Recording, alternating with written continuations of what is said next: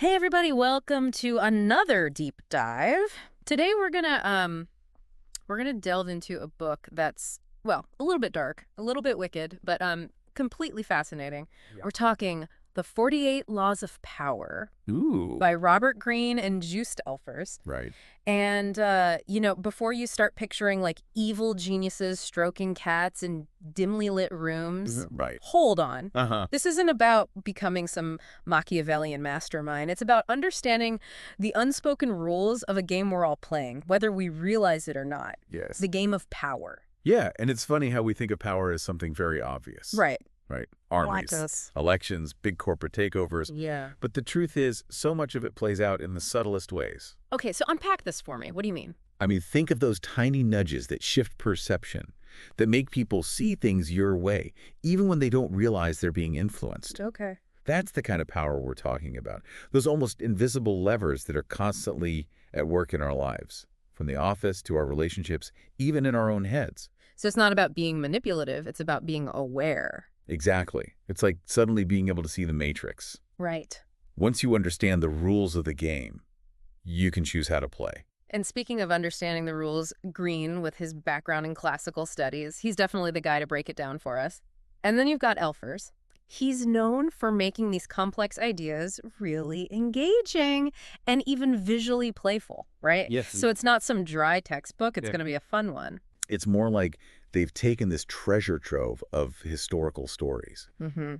Yeah. Battles, betrayals, seductive schemes, Yeah. the works, and distilled them into these timeless principles of power. Yeah. And they kick things off by comparing the world to this giant scheming royal court. Yes. Which is brilliant because it immediately makes this abstract idea of power dynamics something much more relatable. It does, doesn't it? Yeah, we've all seen those historical dramas, right? Of course. Everyone whispering behind fans, secret alliances being made, people getting backstabbed left and right. Yeah, and what the book argues is this isn't just ancient history. Right. Those same power plays, that same need to maneuver and manipulate, it's alive and well in our modern lives, just often hidden beneath this veneer of politeness. So think of it this way. Every choice you make, every interaction, it's either adding to your power or chipping away at it. And this book, it's like a playbook showing you those winning moves and those critical fumbles, all through these crazy stories from history. Yeah, and I think one of the first big ideas they lay out is this idea that emotions are both your greatest weapon Oh, yeah. and your Achilles heel, Right. you know? Okay.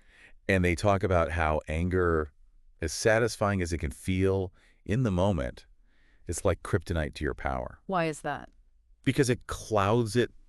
Your judgment makes you predictable, easy to manipulate. Right. Ever like lost your cool in a meeting or an argument and then regretted it later? Ugh, all the time. Right. Yeah. And then on the flip side, even love, as powerful as it is, can make us blind to the games people play. Yeah, you think you're immune because you've got these rose-colored glasses on, but you're not. Exactly. Okay. Exactly. So what are we supposed to do? Just like cut off all our feelings and become like these robots? No, not at all. It's about awareness, recognizing when your emotions are clouding your judgment. And that's where I think the historical examples they give are really helpful. Right. They basically say we need to be a little bit like the Roman god Janus, Yeah. the one with two faces, always looking backward and forward at the same time. Right. It's about having that dual vision, Right.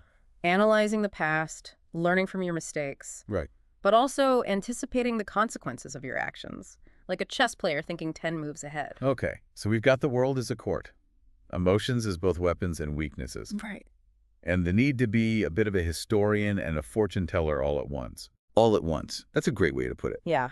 Yeah. So with that image of Janus in mind, let's jump into the first juicy law. Okay. Never outshine the master. Ooh, yes. And they illustrate this with a story that's almost too good to be true. Oh, this is the one about Nicolas Fouquet, Yes. Louis XIV's finance minister, Yes. who threw that insane party and ended up in prison. Precisely. Fouquet was this wealthy, cultured guy who, let's just say, really knew how to throw a party. Right. He thought he was a shoo-in for a promotion. Yeah.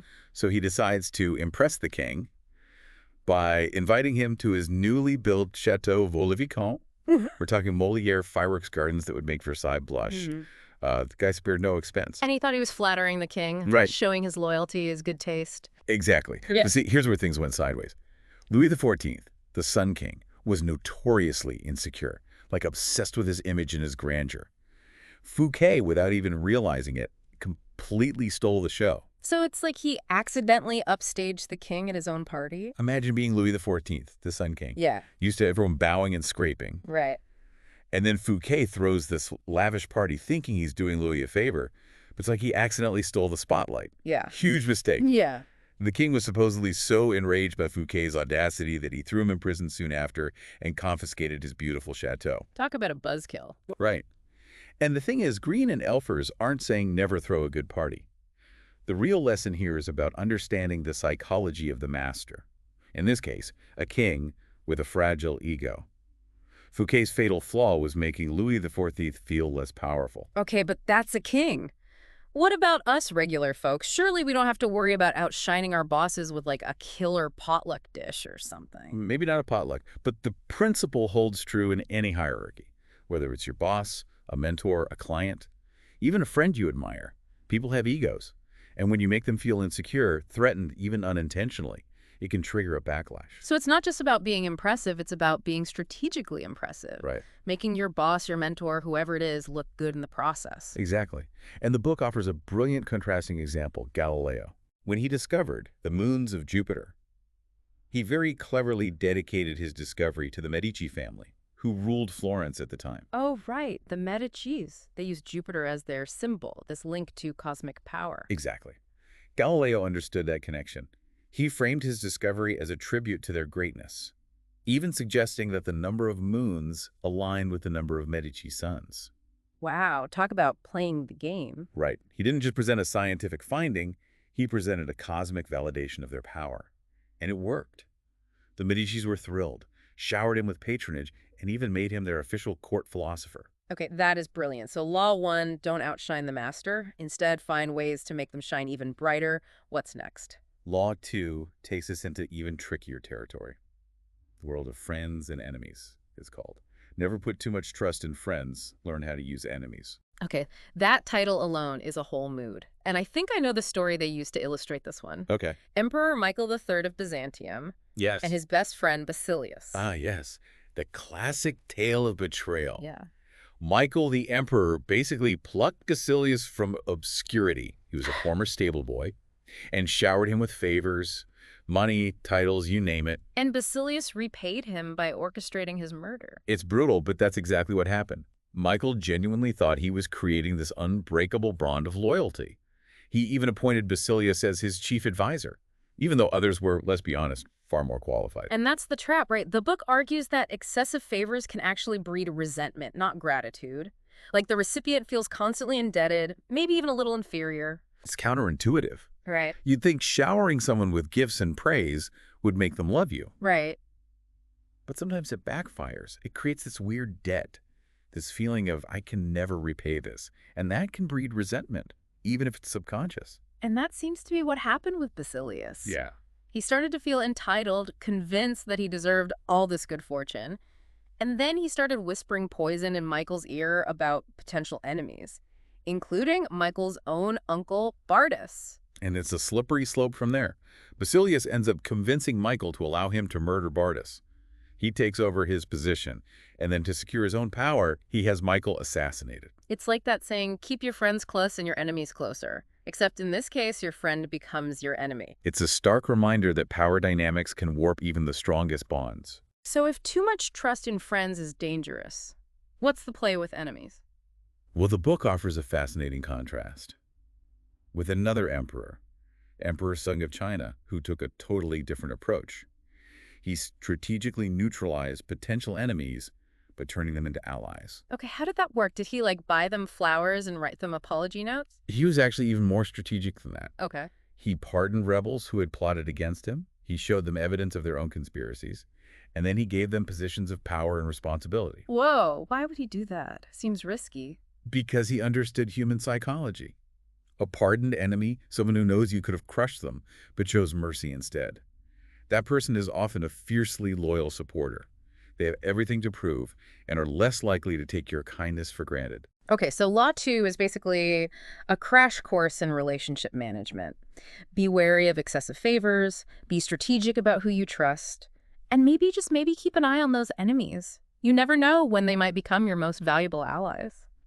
Okay, so we've covered the dangers of outshining your master and that delicate dance of friends and enemies. What's next on our power playbook? Laws 3 and 4 kind of go hand in hand, Okay. and they're all about the art of deception. Ooh. Law 3, conceal your intentions. Okay. And Law 4, always say less than necessary. Ooh, I like it. Smoke and mirrors. Yeah. And you're going to tell me about Ninon de l'Enclos, right? That legendary French courtesan. You know it. Yeah. Ninon was like the master class in seduction. Right. The book tells this great story about her coaching this young marquis Okay. on how to win over a countess. And Marquis, he was initially way too obvious, Okay. too eager. He basically telegraphed his every move. So not very smooth. Not at all. But Ninon, she understood the power of subtlety. She taught him to throw the countess off balance with mixed signals. Right. Appear interested 1 minute, then distant the next. Maybe even a little bit cruel. It's like playing hard to get, but on a whole other level. Exactly. It's about suggestion. Yeah.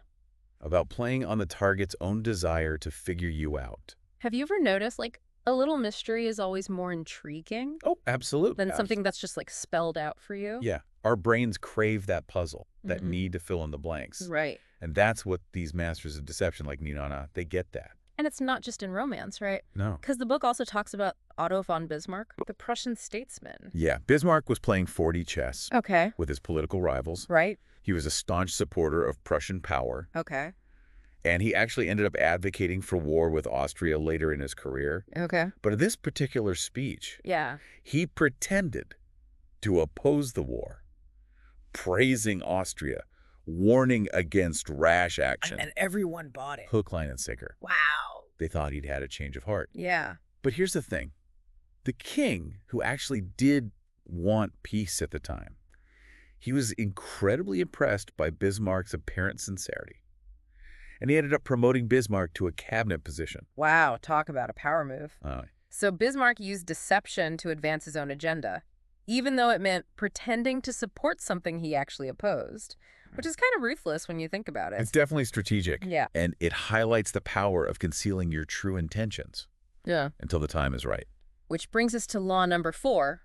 Always say less than necessary. This law is all about the power of silence, Okay. of ambiguity. It's that whole, like, if you have to say you're powerful, you're not kind of thing. Exactly. Yeah. The book uses the example of Coriolanus, Okay. this Roman general, who let his ego get the best of him. Okay. He was a bona fide war hero, Right. decided to enter politics, Okay. and then completely self-destructed. How so? What did he do? He couldn't help himself. Bragging, insulting his opponents, revealing his true, not-so-noble feelings. Yeah. He basically gave his enemies all the ammunition they needed to destroy him. So he overplayed his hand. Completely. And the people turned against him. His reputation, which should have been his greatest asset, was shattered. So, lesson learned. Sometimes saying less is actually saying more. Exactly. Think of those historical figures. Known for their silence, their enigmatic personas, Right. it often made them seem all the more powerful, more in control. Right, like you don't know what they're thinking, so you assume the worst or you assume the best. It's this blank slate. Exactly. Okay, last but not least, law 5. So much depends on reputation. Guard it with your life. Think of your reputation as your most valuable asset, Okay. something you build brick by brick over time. Yeah. It's what people say about you when you're not in the room. It can open doors, it can protect you, Yeah. but it's also incredibly fragile. One wrong move, one ill-timed social media post, and boom, years of hard work can go down the drain. So it's not just about being good or bad, it's about being strategic. Right. Right. Knowing that everything you do, everything you say, contributes to this, like, invisible force field around you. That's a great way to put it. Yeah. Your reputation is a tool, a weapon, Mm. and you need to wield it wisely. This has been so fascinating. Like, I knew this book was going to be juicy, but I didn't realize how much it would actually apply to, like, my everyday life. Right. It's not just for, like, CEOs and emperors. It's for, like, everybody. These power dynamics are constantly at play, Yeah. whether we're aware of them or not. So after this deep dive, think about your own life. Yeah. Who are the players in your world, and how can you use these laws? Right. Not to manipulate, Of course not. but to navigate those relationships with more awareness, more strategy. Maybe even a little bit of that Ninon de l'Enclos finesse. Until next time, See everyone. you next time.